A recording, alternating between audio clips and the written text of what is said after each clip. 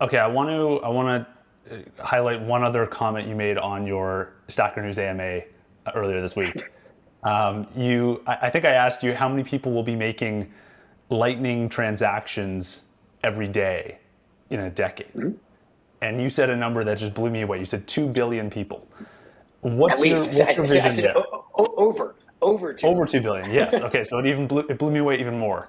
Um, what's your vision there for how these people will be interacting with Lightning, what kind of applications they'll be using, and how frequently they'll be making payments, and for what? So I kind of want to go back to what I was saying at the beginning of the podcast, which is, humans are very bad at seeing exponential curves in adoption. And, I look again, a part of my thesis is just modeling my investing on the first wave of the internet. And so 97, 200 million users. 2007, over 2 billion users. So when you said a decade, I mean, that's just like, let's just say it's one for one with the internet. I think the reality is it's going to be bigger than that, and it's going to happen much faster. Because when the internet was, coming to fruition, well, obviously there was no internet, and there was no infrastructure, there was no smartphone.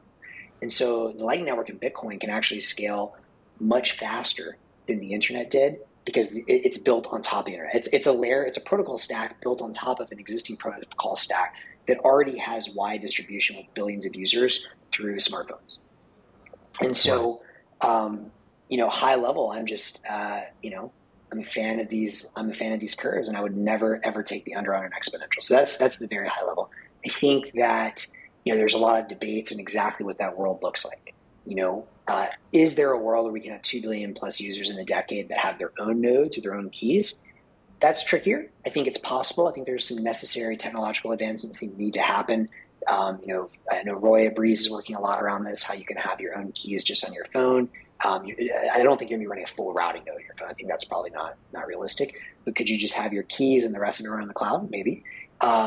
Could you, have your Lightning wallet integrated into other super apps or services you use like Twitter? And ideally, there's a way to do that non-custodially. I think that's possible too. I think the other possibility is I'm not 100% sold on that, and you may have some other, in order to open that many channels, there are some theoretical limitations on how many of those you could open just like per block today, and so you might have some new breakthroughs with things like channel factories or even some new technologies that people haven't thought of before, shared UTXOs, et cetera, et cetera. Then all of those kind of have like a spectrum in terms of security model and kind of value they deliver for people. The other option is kind of the other end of that spectrum, which is you could have 2 billion plus users on centralized services. And I know this is controversial, and a lot of people would say, well, that's not Bitcoin, that's not Lightning. And, philosophically, I agree with them.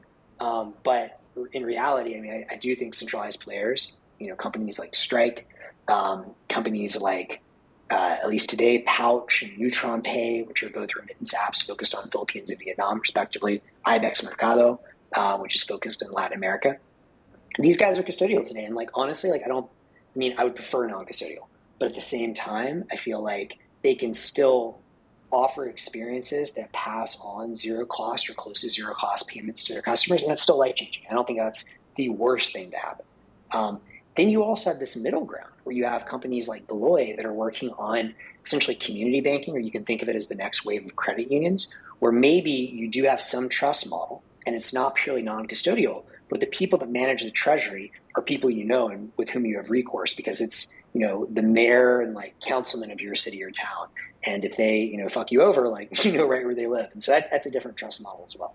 And so I don't know how it's all going to play out. I'm investing personally along all three channels. If I put on my Bitcoiner hat and just like human freedom hat, I hope it's non-custodial.